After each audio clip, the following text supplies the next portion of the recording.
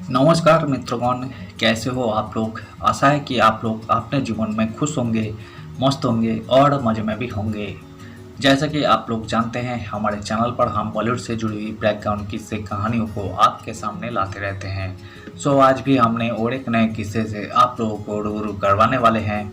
आपसे गुजारिश है, अगले 12 मिनट तक हमें ना चाहते हुए भी बर्दाश्त करते हुए बॉलीवुड की बैकग्राउंड से जुड़ी हुई इस कहानियों को आप जरूर एंजॉय करेंगे। तो चलिए कहानियों पे चलते हैं, शुरू करते हैं आज की किस्से।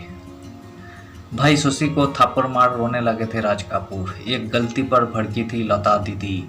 सोमेन की होली पार्टी में शराब भांग पीना जरूरी था। आज हिंदी सिनेमा के सोमेन राज कपूर की 36वीं पुण्यतिथि है। वे 53 साल सिनेमा में एक्टिव रहे। उन्होंने एक्टर, डायरेक्टर, प्रोड्यूसर, एडिटर और राइटर समेत सभी किरदारों को निभाया। उन्हें इस उत्कृष्ट काम के लिए पद्म भूषण, दादा साहेब फाल्के नेशनल और फिल्म फेयर अवार्ड जैसे सम्मान से नवाजा गया। किस्सा एक। उधारी लेकर पसंदीदा खाना खाते थे। परिवार के बाकी सदस्यों की तरह राज कपूर को भी खाने का बहुत शौक था। यही कारण रहा कि वे कम उम्र में बहुत मोटे थे। स्कूल जाते वक्त माँ उन्हें ऑमलेट और रोटियां देकर भेजती थी, लेकिन यही खाना उन्हें रास नहीं आता। राज कपूर को हर दिन 2 आने पॉकेट मनी मिलती थी, जो उनके खाने के खर्च के हिसाब से बहुत कम होते। 3 से 4 दुकान पर उनका पसंदीदा खाना मिलता था। ऐसे में वे एक दुकान से उधार बंद करके दूसरी दुकान पर उधार शुरू कर देते। जब उधार की रकम बढ़ जाती तब वे 1-2 किताबें बेच उधारी चुका देते थे। किस्सा 2। फिल्मों में आने से पहले पिता ने रखी थी शर्त। राज कपूर गणित और लैटिन भाषा नहीं आने की वजह से मैट्रिक की परीक्षा में फेल हो गए थे। फेल होने के बाद वे पिता पृथ्वीराज कपूर के पास भविष्य के बारे में बात करने के लिए गए। उन्होंने पिता से कहा, मैं निश्चित रूप से अपनी पढ़ाई जारी रख सकता हूँ, लेकिन मैं वहाँ शायद सलीके से कपड़े पहनना सीख लूँगा और एक डिग्री मिल जाएगी। फिर वापस आपसे ही कहूँगा कि कहीं नौकरी लगवा दीजिए। राज कपूर ने पिता के सामने अपनी दिली इच्छा रखी कि वो फिल्मों में काम करना चाहते हैं। बेटे की यही बात सुन पृथ्वीराज मुस्कुराए और उस दिन को याद किया जब उनके एक्टर बनने के फैसले पर पूरी परिवार में हड़कंप मच गया था। बेटे की पूरी बात सुनने के बाद उन्होंने कहा, ये 300 रुपया लो और लाहौर, सतपुड़ा और देहरादून जैसे जगह पर घुमाओ जहां हमारे रिश्तेदार रहते हैं। वापस आने के बाद भी अगर फिल्मों में काम करना चाहोगे तो मैं तुम्हारी मदद जरूर करूंगा। पिता की बात मान राज कपूर इन जगह पर रहने वाले रिश्तेदारों के घर चले गए। रिश्तेदारों ने बड़े अदब के साथ उनका स्वागत किया, अलग अलग डिश खिलाई, जिस कारण उनका हजमा बिगड़ गया, लेकिन जल्द ही वे इस बीमारी से ठीक हो गए। साथ ही परिवार में फिल्मों से जुड़ने के फैसले पर हो रहे विरोध का सामना भी किया, लेकिन अपने फैसले पर अडिग रहे। वापस आने पर उन्होंने पिता से कहा, मैं अभी भी फिल्मों में आना चाहती हूँ। हालांकि पृथ्वीराज ने राज कपूर को फिल्मों में ब्रेक नहीं दिया। उनका मानना था कि राज कपूर खुद के दम पर फिल्मों में अपनी जगह बनाए। पीटी थिएटर से जुड़ने से पहले राज कपूर डायरेक्टर केदार शर्मा को असिस्ट करते थे और उन्हीं की फिल्म नीलकमल से बतौर लीड एक्टर डेब्यू किया था। किस्सा 3। गाली देने पर शशि कपूर को थप्पड़ मारा था, फिर खुद रोने लगे थे। शशि कपूर कम उम्र में ही गाली गलौज करने लगे थे। बड़ों से बात करते वक्त भी वे ऐसा किया करते थे। एक दिन वे माँ के साथ अभद्र भाषा में बात कर रहे थे, तभी राज कपूर ने सुन लिया। उन्होंने गुस्से में शशि कपूर को थप्पड़ जड़ दिया। ये देख शशि कपूर अचंभित रह गए। इससे पहले राज कपूर ने उन पर कभी हाथ नहीं उठाया था, यहाँ तक कि माँ पिता ने भी उन्हें नहीं मारा था। इस घटना के बाद शशि कपूर ने खुद को कमरे में बंद कर लिया और रोते रहे। कुछ समय बाद राज कपूर उन्हें मनाने के लिए कमरे में आए, लेकिन वे नहीं माने। छोटे भाई को रोता देख राज कपूर को भी बहुत बुरा लगा और वे खुद भी रोने लगा।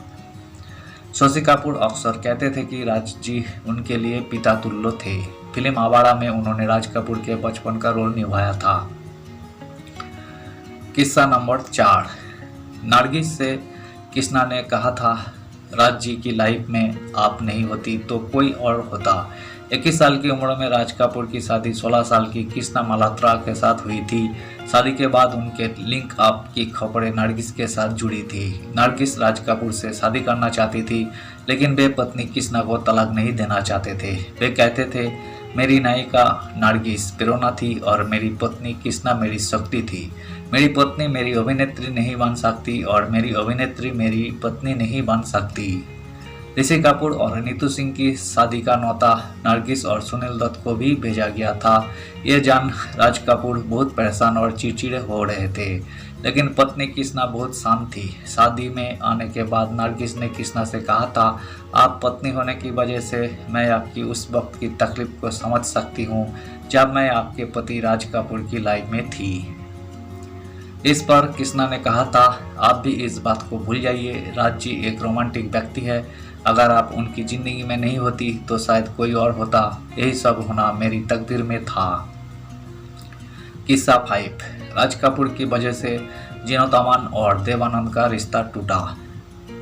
फिल्म हरे रामा हरे कृष्णा की शूटिंग के दौरान देवानंद जीनत अमान को पसंद करने लगे थे।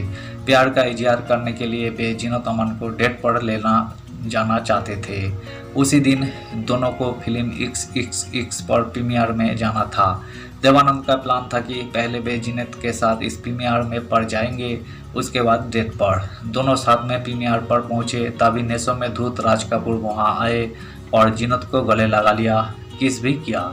उन्होंने इस फिल्मों में जीनत अमान के काम की तारीफ भी की।